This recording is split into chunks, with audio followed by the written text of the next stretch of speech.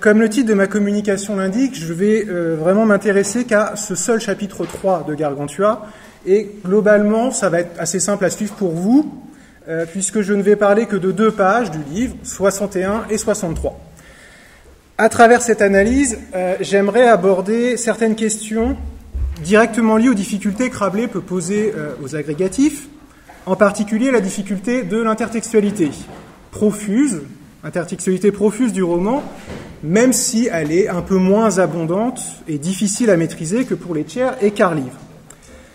Un des premiers buts donc de ma communication va consister à mettre en évidence, par l'étude précise d'un exemple, la finesse et la richesse de l'écriture intertextuelle de Rabelais.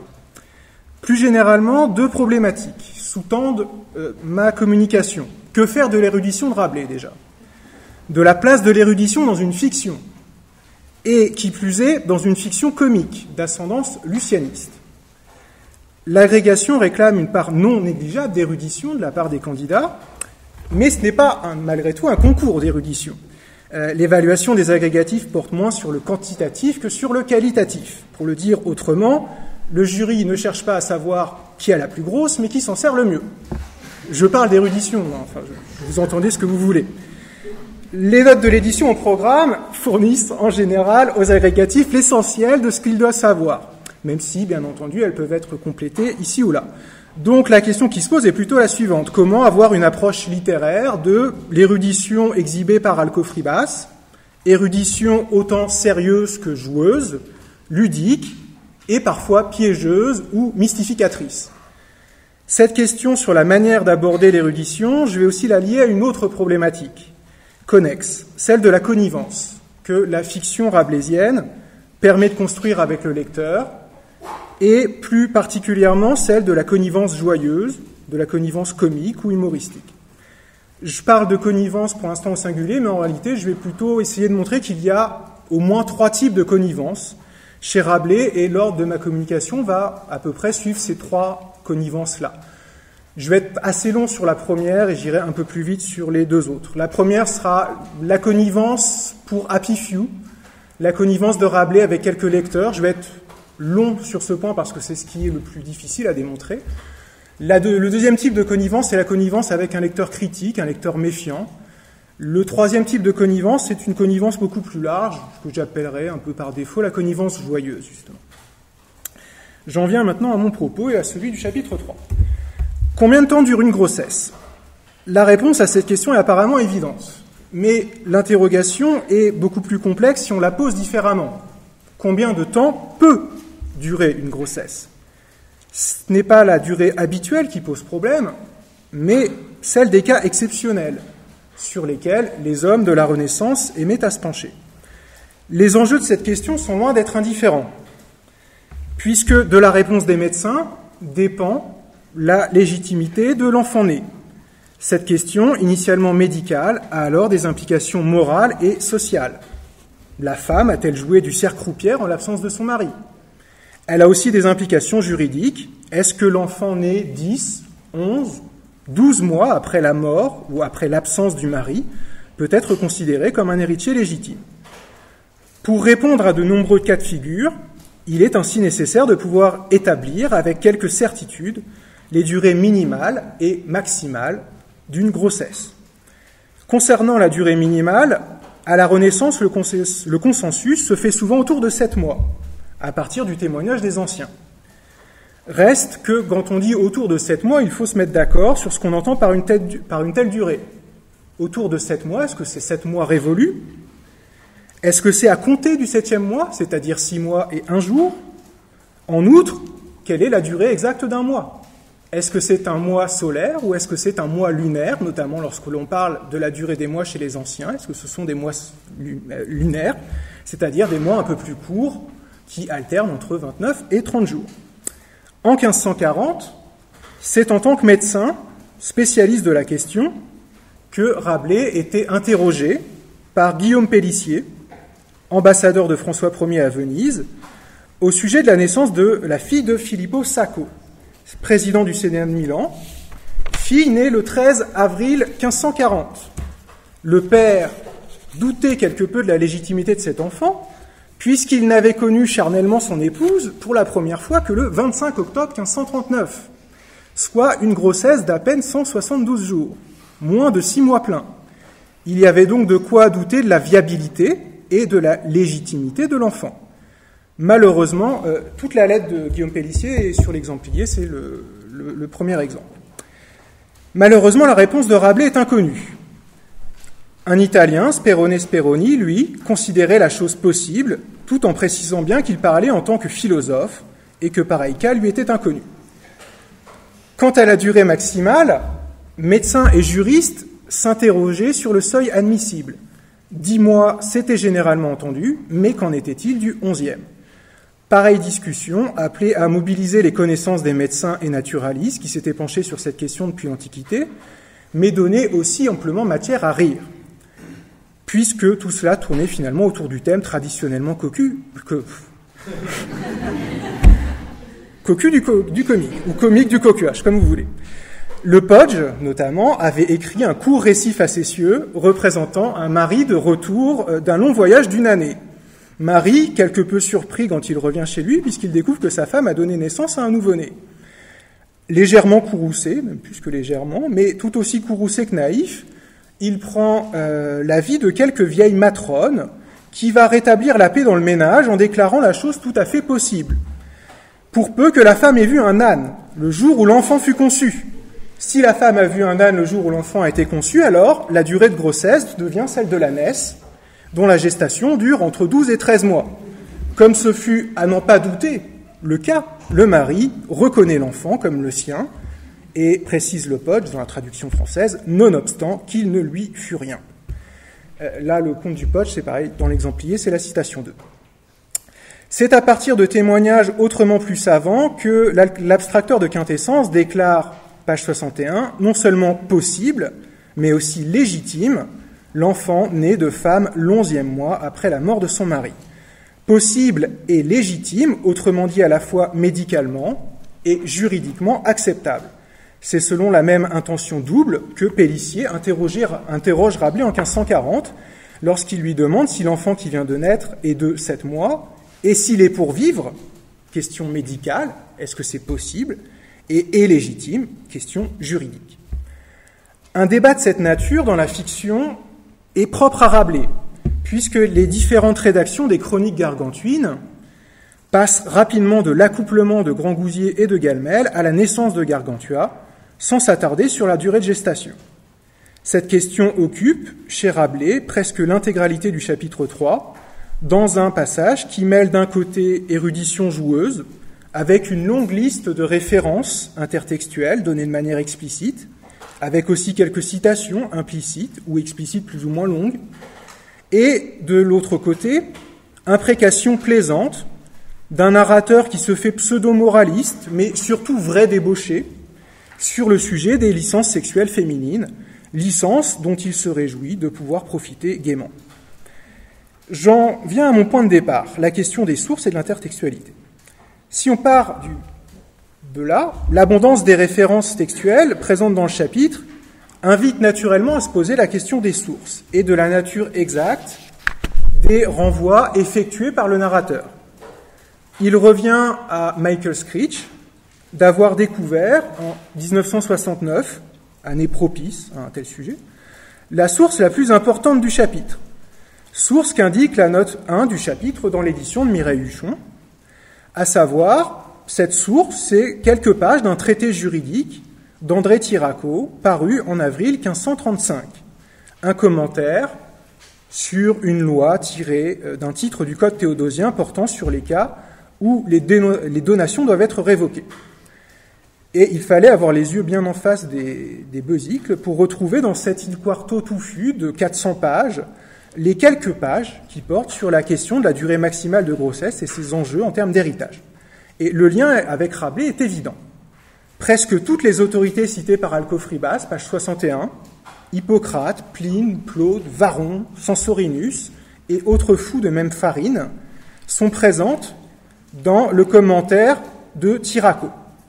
Si le sujet de la durée maximale de gestation avait déjà été abordé par les juristes avant Tiraco, notamment par un grand juriste italien, Andrea Alcia, aucun ne l'avait fait en dépouillant autant de textes pouvant être allégués sur la question. On a l'impression que Tiraco a presque lu tout ce qu'on pouvait lire dans l'Antiquité sur ce sujet-là.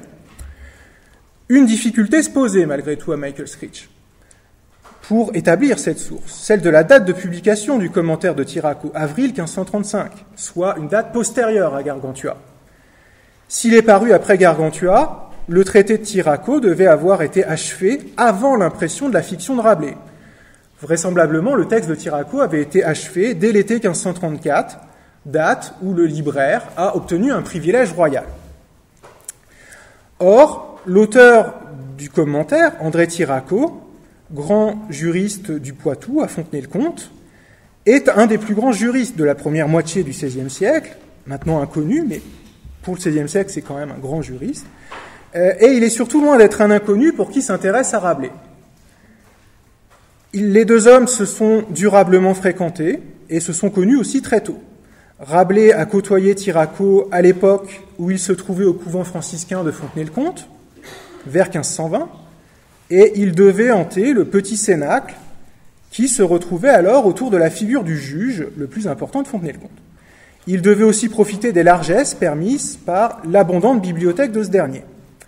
Je me contente, mais je vais finalement, peut-être pour gagner un peu de temps, passer sur un certain nombre de citations de l'exemplier. Ça va rassurer Nicolas face à la longueur de mon exemplier. J'ai fait un petit recueil des témoignages de cette amitié entre Rabelais et Tiraco, des moments où Tiraco parle de Rabelais et des moments où Rabelais parle de Tiraco. Ce sont les citations 4, 5, 6, 7, 8, 9, voilà, jusqu'à 9.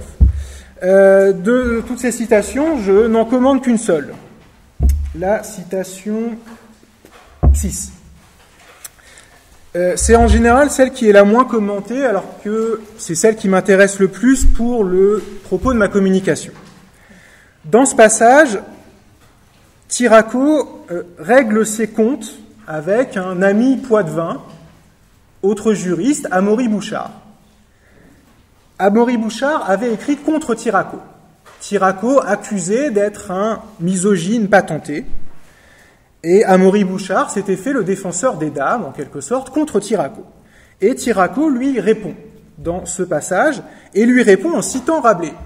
En citant soit un propos tiré d'une conversation avec Rabelais, ou peut-être plus vraisemblablement d'une lettre de Rabelais dont on aurait perdu la trace.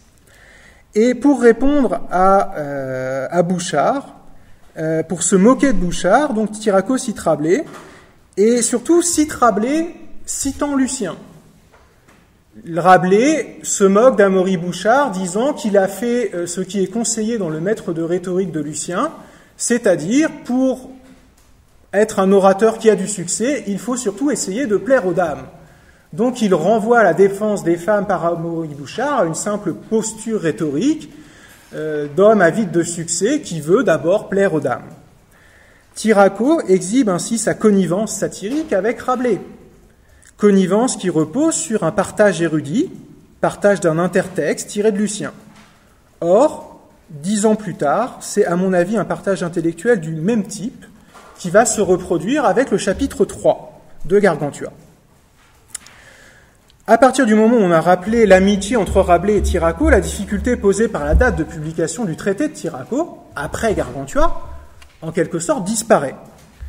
Pour Michael Screech, dont je résume l'article à grands traits, Rabelais n'avait pas lu une version imprimée du commentaire juridique de son ami, mais avait dû avoir accès à une version manuscrite, avant publication. D'ailleurs, c'est la même explication qu'on utilise pour expliquer le fait que Rabelais, dans le tiers-livre de 1546, utilise beaucoup une réédition d'un traité de Tiraco paru en 1546, la même année. Et sans doute trop tard. Mais là encore, même explication, il avait dû avoir accès à ses travaux de manière manuscrite. Selon Screech toujours, toute la matière savante donc, du passage vient de Tiraco. À travers cette démonstration, Screech voulait démontrer que la fiction rabelaisienne est imprégnée d'une culture des lieux communs. Pour Screech, nul besoin d'imaginer Rabelais et les lecteurs du XVIe s'échinant à aller lire de première main toutes les références indiquées dans un tel passage. Un lecteur cultivé, un peu cultivé du XVIe siècle, savait très bien que pareil sujet était traité dans des commentaires, dans des miscellanées, dans des sources de seconde main qui faisaient le travail, en quelque sorte.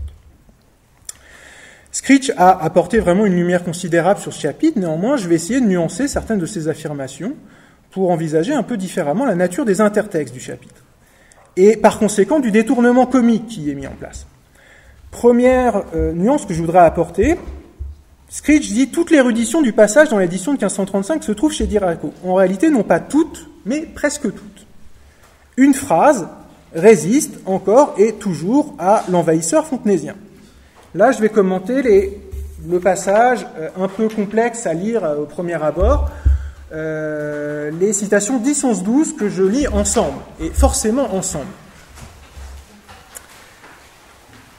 Cette phrase, c'est la citation 12.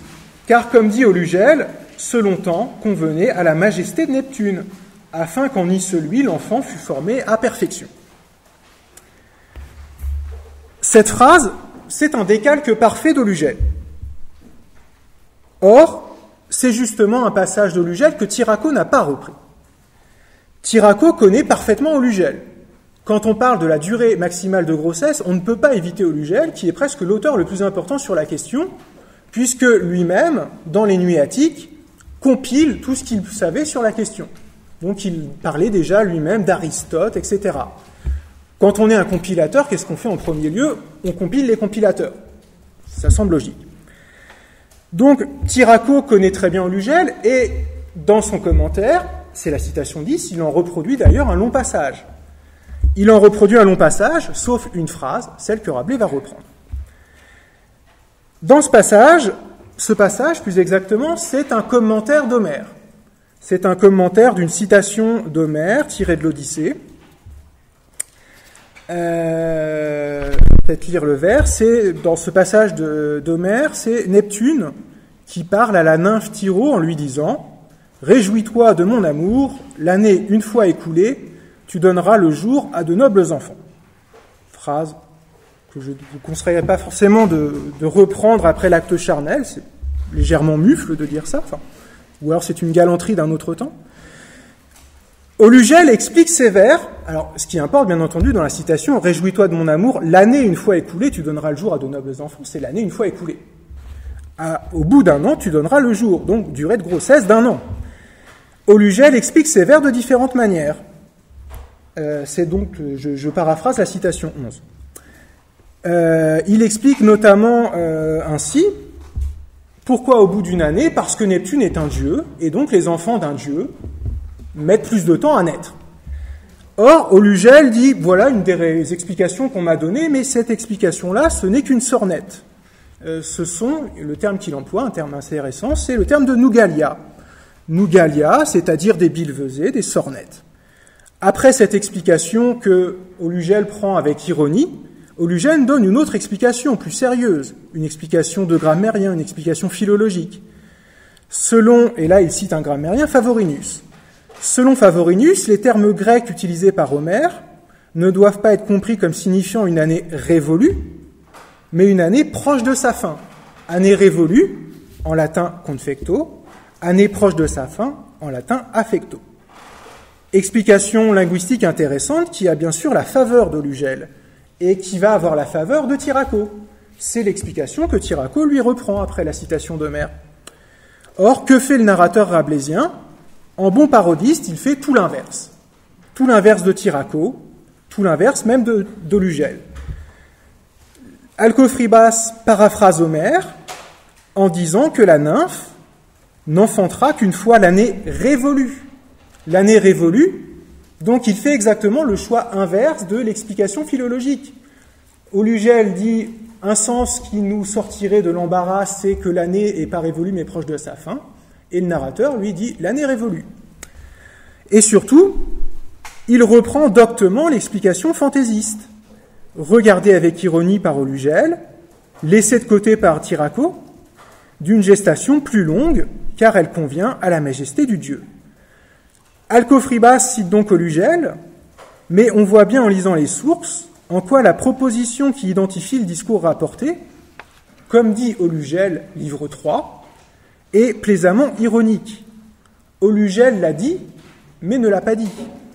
Aulugel l'a écrit, mais il a surtout écrit que cette explication était totalement fantaisiste. Or, Alcofribas préfère les Nougalia, les Billevesées, les Sornettes aux explications sérieuses. Ce constat me conduit donc à nuancer certaines idées de Screech. La question de la durée de gestation est certes un lieu commun, mais la culture du lieu commun s'accompagne d'une lecture précise des sources, à connaître sur tel ou tel sujet, tout particulièrement pour comprendre un auteur qui, comme Rabelais, ne cesse de pratiquer le croisement des sources sur un même sujet. Screech, dans son article, voulait faire primer les lectures de seconde main, c'est-à-dire Tiraco, sur la connaissance de première main, Aulugel, Pline, Plaute, Aristote, etc., alors qu'il faut nécessairement les conjoindre. Car c'est justement dans cet interstice, l'interstice qui existe entre la source de première main et les traités qui les rapportent et les commentent, que se situe l'humour proprement philologique, les blagues savantes, pour le dire autrement, du texte rabelaisien. Tiraco n'est donc pas la seule source de Rabelais. Mais est-il même une source ? Mot que j'emploie depuis tout à l'heure, alors qu'en réalité, c'est un mot que je voudrais rejeter. Est-il une source ? Est-il un intertexte ? Si je parle d'intertexte, c'est-à-dire que Tiraco serait l'hypotexte, pour reprendre les catégories de Genette, que l'hypertexte rabelaisien réécrit. Là, je vais aller assez vite. En réalité, je pense que Rabelais n'a pas nécessairement eu accès à une version manuscrite du commentaire de Tiraco. Je me demande s'il ne faut pas plutôt voir en Rabelais un collaborateur privilégié de Tiraco. C'était une hypothèse qui avait été formulée il y a longtemps par Charles Perrat, c'est la citation 16, pour une époque plus tardive, celle de la rédaction du Carlivre. Et c'est vraiment l'hypothèse que je réinvestis en quelque sorte, pour expliquer tous les rapprochements toujours très troublants qu'il y a dans toute l'œuvre de Rabelais entre Rabelais et Tiraco. L'idée que d'une certaine manière, les deux ont collaboré ensemble à regrouper une matière savante, et qu'une fois cette matière regroupée, les deux écrivent dans deux genres totalement distincts. L'un réexploite la matière dans l'ordre du commentaire sérieux, le texte. L'autre réexploite la même matière dans l'ordre de la fiction comique, le contre-texte. Et en quelque sorte, il y a une écriture en 1535 d'une forme de diptyque autour d'un même sujet, le texte et son contre-texte. À l'honnête abondance de Tiraco, qui recopie ses sources, qui recopie des pages et des pages de citations, répond la volontairement malhonnête Brevitas de l'hôte. Rabelais, la pratique retorse de la liste de références fait face aux citations extensives de Tiraco. Et si je parle de pratique retorse de la liste, c'est parce que cette liste d'autorités, Pline, Plaute, Censorinus, etc., elle doit être ici envisagée comme une opération de privation du discours. On le sait depuis longtemps, c'est-à-dire de privation du discours. Tiraco leur donnait la parole, Rabelais leur ôte la parole. Et à dessein, puisqu'on le sait depuis longtemps, le narrateur rabelaisien va rassembler sous la même bannière d'auteurs qui défendent tous la légitimité de l'enfant né l'11e mois, après le début de la grossesse, après l'enfantement plutôt. Il les rassemble tous sous la même bannière, alors que l'avis de tous ces auteurs est en réalité extrêmement divers. Certains défendent bien l'idée qu'il y a la possibilité d'une naissance de 11 mois, d'autres sont totalement en désaccord, et d'autres ont un avis que je jugerai pour le moins ambigu. Je n'en donne qu'un seul exemple, Varron. Varron est dans cette liste. Or, que pense Varron ? À vrai dire, je n'en sais rien. Si on retourne lire le texte de Varron, on se rend compte que Varron, lui, n'écrit pas vraiment au naturaliste que la question intéresse. Varron, lui, il dit qu'il préférerait un bâtard qui a 11 mois, enfin, il ne dit pas un bâtard, un possible enfant légitime qui a 11 mois, qui serait un enfant à peu près intelligent, à un enfant dont il serait sûr de 10 mois, mais qui ne comprendrait absolument rien à ses vers. Est-ce que ce témoignage-là est une défense des naissances d'11 mois ? À vrai dire, j'en sais rien. Donc, vous voyez comment Rabelais simplifie et met sous la même bannière des auteurs dont les avis sont totalement différents et dont certains sont même carrément opposés. Notamment, parmi les 4 citations juridiques qu'on trouve à la fin, Le narrateur dit « et les juristes se sont ajoutés à cette liste ». En réalité, 3 des 4 lois disent que le seuil admissible d'une grossesse, c'est 10 mois. Donc là, c'est de la pure citation à contresens. Donc la liste est justement un pur jeu ici d'écriture de la malhonnêteté du sophiste. Ce détournement érudit, qui en 1535 pouvait le percevoir mieux que Tiraco, justement. Quand Rabelais écrit ce chapitre, il l'écrit aussi parce qu'il a bien conscience que la substantifique moelle comique en sera perçue par Tiraco, sans doute par quelques autres amis, au fait de cette double écriture sur le même sujet.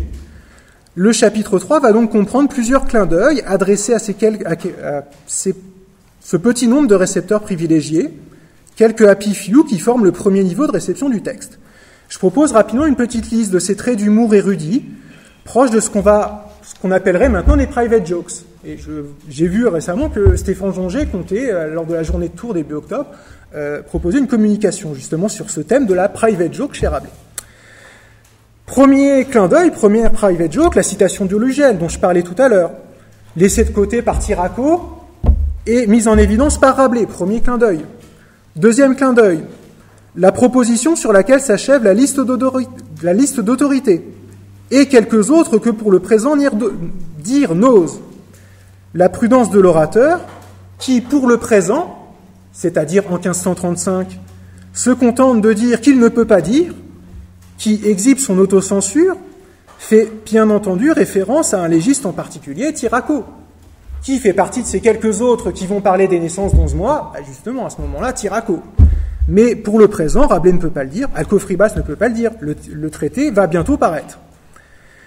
Troisième clin d'œil possible, peut-être faut-il intégrer à cette petite liste d'allusions l'adjectif robidilardique, la robidilardique loi, qui pourrait viser discrètement un avocat contemporain nommé Martin Robillard. De robidilardique à Robillard, il y a peut-être ici un petit clin d'œil.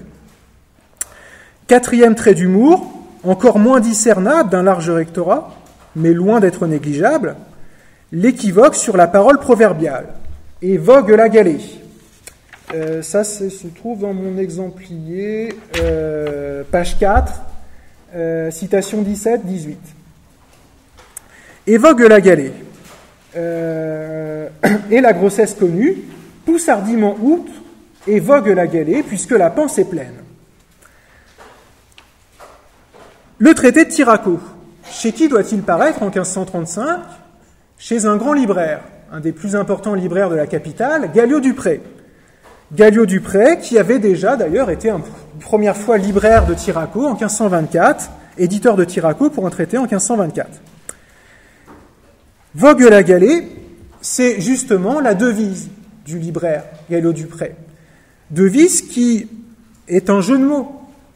Vogue la galée, galée fait référence au nom Gallio, Galeotus en latin, fait référence galée à la galère, le navire qu'on trouve sur l'emblème qui lui sert de marque d'éditeur, et fait référence bien entendu à la galée du typographe. La galée du typographe, c'est-à-dire là où sont déposées toutes les lignes que le compositeur a préparées pour imprimer le livre.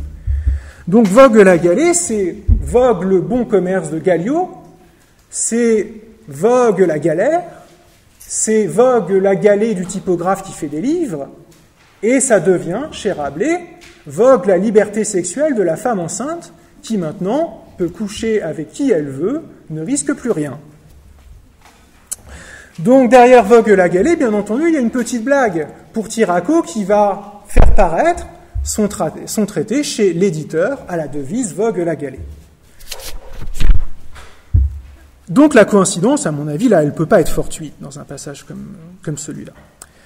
La discrète allusion est une manière de révéler à qui saurait l'entendre la nature exacte, la nature intertextuelle du passage. Quand je dis à qui saurait l'entendre, il s'agit bien entendu d'un public très restreint.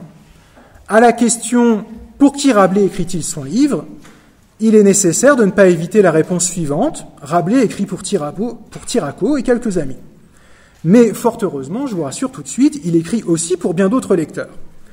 Rabelais, en publiant son livre, ne s'adresse pas qu'à ce petit cercle qui pouvait entendre dans Gargantua bien des allusions à peine perceptibles pour l'ensemble des lecteurs du XVIe siècle.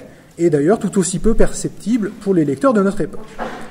Je vais y revenir. Avant cela, il est nécessaire de faire un rapide détour par le genre de ce passage. Ce chapitre donne à lire un petit bout de traité parodique sur les durées de grossesse, où Alcofribas raisonne, je reprends les mots du chapitre 9, page 107, Alcofribas raisonne tant par raison philosophique, l'explication fabuleuse d'un géant qui a besoin de plus de temps pour naître, tant par raison philosophique que par autorité reçue et approuvée de toute ancienneté. Son raisonnement est celui du sophiste, le raisonnement du sophiste qui mystifie le lecteur. Gérard Defoe a écrit un important article sur le masque comique que représente Alcofribas dans Pantagruel et Gargantua. Selon lui, Rabelais dénonce par le biais de ce sophiste d'Alcofribas les raisonnements par autorité fallacieux. Il parle notamment, je le cite, de parodie du type habituel de raisonnement employé dans les expositions scolastiques. C'est même, selon lui, une dénonciation, et là je pense qu'il va un peu loin, du néant de la science humaine, réduite à l'état de paroles vides. Des mots, encore des mots, toujours des mots, rien que des mots, comme le chantait Dalida. Même si j'ignore si cette référence eût été du goût de Defoe. Defoe, pour qui énoncer des paroles coupées de toute forme de vérité, s'émanciper du logos, c'était vraiment le crime le plus abominable qu'on puisse imaginer. Rabelais dénonce-t-il le raisonnement par autorité scolastique ? Pourquoi pas, mais le raisonnement par autorité n'est après tout pas propre à la scolastique, et la culture ici déployée est aussi celle d'un parfait humaniste. Nul besoin d'ajouter nécessairement ce passage au lot, déjà assez abondant dans Gargantua, des moqueries contre la scolastique. S'il y a bien dérision à l'égard du raisonnement par autorité, ce n'est pas nécessairement contre le raisonnement par autorité en tant que tel, mais plutôt contre un usage dévoyé d'un tel raisonnement dont tout à chacun peut utiliser, tout bon érudit peut utiliser par pur bluff le raisonnement d'autorité. Personnellement, quand je ne sais pas quelque chose, je dis toujours que je l'ai lu chez Pline, et je suis sûr qu'on ne pourra pas me contredire. Déjà parce qu'il y a tout chez Pline, et parce que personne ne connaît Pline en entier et peut me dire qu'après tout, ça n'est pas chez Pline. En outre, le passage est peut-être moins à voir comme une parodie de traité que comme une déclamation, un exercice de pensée placé dans la bouche d'un locuteur fictif chargé de cautionner et de défendre les vertus des naissances d'11 mois, une forme d'éloge paradoxal des naissances d'11 mois. En somme, il serait bon de relire cet article vraiment essentiel, par ailleurs très très bon, de Gérard Defoe, sur l'incarnation d'Alcofribas en sophiste, à la lumière des travaux notamment de Barbara Cassin sur la seconde sophistique, parus justement après l'article de Defoe, et qui ont permis de remettre en valeur les vertus du mensonge fictif, en particulier tel que ce mensonge fictif est utilisé dans la fiction lucianesque.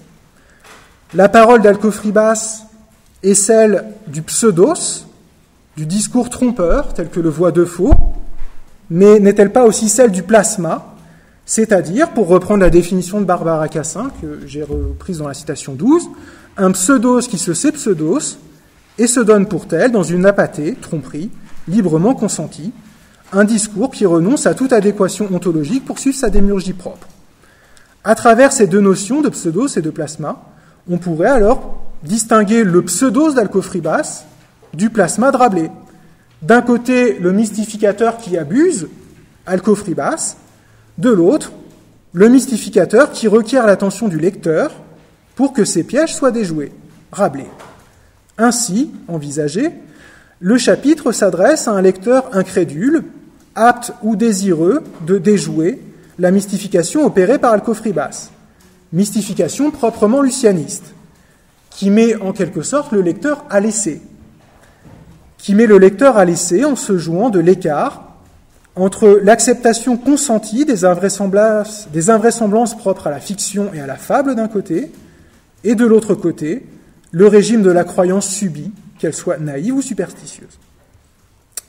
Si je fais donc un bilan partiel au sujet de la connivence, l'écriture rabelaisienne cherche à susciter au moins deux types de connivence.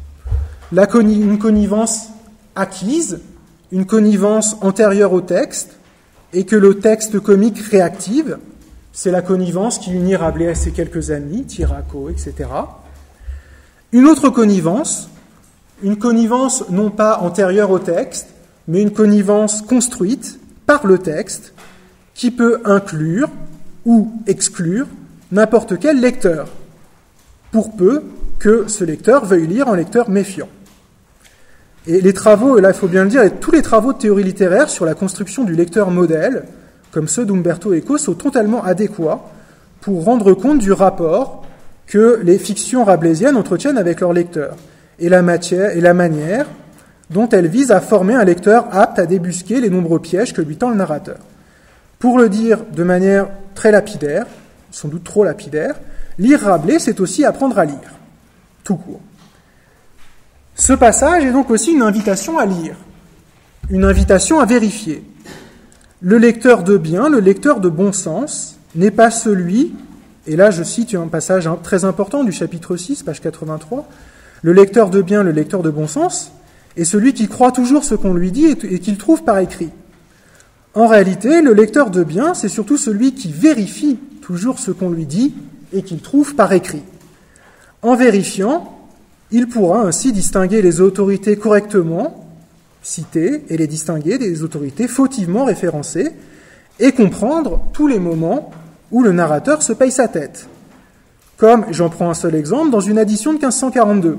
Et j'en prends un seul exemple, en réalité je vais paraphraser Jean Séhard qui a très bien expliqué cette édition de 1542. Dans la liste des références des autorités, en 1542 est ajoutée une référence à Servius. Servius qui commente la fin de la 4e bucolique de Virgile. Vers de Virgile, ta mère, pendant 10 mois, a souffert de longs ennuis. Or, Servius a commenté ce vers, mais en même temps n'a absolument rien dit du seul sujet intéressant pour nous, le sujet des 10 mois. Il a commenté ce vers pour commenter, il a proposé une leçon sur le verbe apporter, et qui est une pure leçon grammaticale, il change le temps, etc. En réalité, il commente le texte, mais il ne dit rien du sujet qui nous importe. Pure fausse piste, en quelque sorte. Transposée sur le plan de l'érudition, la blague savante de Rabelais est exactement du même ordre que le plaisantin de mauvais goût qui répond à un touriste perdu dans Paris que le chemin le plus court pour voir la Tour Eiffel consiste à prendre la ligne 8 et à faire un changement à l'arrêt Créteil-Université. C'est exactement la même chose. Allez lire Servius et vous vous rendrez compte que vous l'avez lu pour rien. Mais en réalité, on ne dit jamais pour rien. Pour conclure donc sur ce point, c'est bien à la formation donc, d'un lecteur méfiant, d'un lecteur critique que travaille l'effection rabelaisienne, comme d'ailleurs l'a montré Nicolas dans son ouvrage sur l'évangélisme fictionnel. S'il y a connivence avec le lecteur assez érudit pour déjouer les pièges de la narration, ou désireux de déjouer ces pièges, le pendant de cette connivence est nécessairement l'exclusion de certains lecteurs. Et ils sont d'ailleurs nombreux les récepteurs explicitement exclus de la connivence avec l'auteur. Ce sont les agélastes, ce sont les calomniateurs, ce sont tous ceux qui refuseraient en quelque sorte de lire en bon pantagruéliste. Lecteurs exclus dans le prologue, lecteurs exclus d'une certaine manière de Thélème. Tous ceux qui n'entrent pas à Thélème, en quelque sorte, ne sont pas aussi vraiment inclus dans la lecture de Rabelais. Pour terminer, il faut néanmoins se pencher sur une dernière question. Qu'en est-il d'un lecteur, bon pantagruéliste, mais trop crédule, bluffé par Rabelais, du lecteur qui prendrait au mot Alcofribas sur la question des durées de grossesse? C'est là, pour répondre à cette question, qu'il faut revenir sur la nature particulière du pacte de lecture des fictions rabelaisiennes. Pacte de lecture qui est aussi un pacte de mystification. Si l'auteur s'adresse en particulier au suffisant lecteur, pour le dire comme Montaigne, l'écriture d'une fiction à la Lucien implique nécessairement d'avoir conscience qu'il y a peut-être plus d'insuffisants lecteurs que de suffisants lecteurs, ou que le suffisant lecteur n'est de toute façon pas toujours suffisant. On n'est jamais un suffisant lecteur en permanence. Et c'est là que je dois avancer une hypothèse dont je ne sais si elle va être douloureuse ou consolatrice pour des agrégatifs en début d'année. D'une certaine manière, l'incompréhension, l'erreur, le contresens même, sont des modalités de lecture nécessairement prévues par Rabelais. Rabelais a trop conscience de ce qu'est la lecture, et Olivier Halévy l'a parfaitement montré, parce qu'il ne cesse de parler de cette question, il ne cesse de penser cette question, Parce qu'il est un éditeur. Et qu'est-ce qu'un éditeur? Quelqu'un qui ne cesse de réfléchir à ce qu'est la lecture, à ce qu'est le commerce entre un auteur et un lecteur. Donc Rabelais a trop conscience de ce qu'est la lecture pour se leurrer sur l'effet de son propre texte, pour s'imaginer que tous les lecteurs seront aptes à éviter ces choses trappes. Reste alors à envisager un dernier type de connivence, que j'appelle, faute de mieux, la connivence joyeuse. Le lecteur qui aura su se méfier, finalement, il n'est pas beaucoup plus avancé que le lecteur leurré par Alcofribas, qui pense que toutes les autorités citées ont bien défendu les grossesses d'11 mois. Et d'ailleurs, je ne sais même pas ce que Rabelais, le médecin Rabelais, pensait sur cette question, et je ne le sais pas, et à la rigueur, je m'en moque complètement. Je ne mettrai d'ailleurs pas ma main à couper qu'il jugeait nécessairement l'idée ridicule. Ce qui importe le plus, c'est ce qui suit, c'est la fin du chapitre, qui change brutalement de tonalité et invite à envisager l'éventuel laxisme des lois, et ce qui n'était en réalité pas du tout le cas, en opportunité de laisser libre cours à un joyeux vitalisme sexuel, dont le lecteur est promu au rang de premier complice. Le lecteur devient compagnon de débauche du narrateur. Je cite une phrase amusante. « Je vous prie par grâce, vous autres, mes bons averlans, si dicelle en trouver, que vaille le débraguetter, monter dessus et me les amener. » L'heureuse vitalité sexuelle d'Alcofribas étant ici transcrite par l'inventivité de la langue. La parole savante change brutalement de registre et abonde en expressions comiques traditionnelles ou plus nouvelles, que ce soit, et là je me contente d'une liste, l'expression « jouer du cerf croupière », même si est attestée avant Rabelais l'expression « jouer de la croupière », les équivoques grivois sur montée et envie, entre 1000 exemples possibles, je vous convie, si je puis dire, à regarder le petit passage de la complainte des vies que j'ai mis dans l'exemplier, savoureux poème en rime équivoquée qui passe en revue presque toutes les équivoques possibles sur le mot vie, dont le terme de jeu, envie, employé par Rabelais. L'équivoque sur droit, le droit étant à la fois droit juridique et puis aussi autre droit, le phallus, la métaphore filée du jeu à tout reste, le néologisme formé à la fois par conversion et dérivation, débraguetté, d'autres néologismes sexuels plaisants comme masculin, rapproché de mâle, ou rataconiculé, qui conjoint une syllabe Q au con, présent dans le verbe rataconner. Enfin, la métaphore filée du navire, rempli de marchandises pour désigner la pratique sexuelle avec une femme enceinte. Le passage, l'institut de massage, le passage, mais alors, en avant, deux paroles féminines impertinentes et audacieuses de Julie, fille d'Auguste et de Populi, qui font l'éloge d'une épanouissante liberté sexuelle féminine, alors que tout l'enjeu des discussions autour de la question des durées de grossesse concernait justement, et les juristes l'indiquaient parfois très clairement, la crainte des libertés sexuelles permises par ces mois incertains. Il fallait conjurer l'une des grandes hantises de l'Ancien Régime, la crainte de la filiation illégitime, enfin, hantise de l'Ancien Régime, qui est sans doute encore une hantise actuelle, crainte de la filiation illégitime, répondre aussi au désir de protéger le patrimoine familial, désir ou nécessité qui furent au centre, notamment des tumultueux débats à la Renaissance sur la question des secondes noces. En somme, les juristes travaillaient à affermir le totem, la fiction comique de Rabelais s'amuse quant à elle du tabou. Vive les lois, finalement, nous dit Alcofribas, vive les lois qui permettent de passer du bon temps avec les fraîches veuves, cela vaut mieux que de se contraindre, et je cite la toute fin du chapitre, à tordre le fossé du tonneau et à rester bouche close. Et sur ce, je reste, moi, bouche close, mais un peu différent.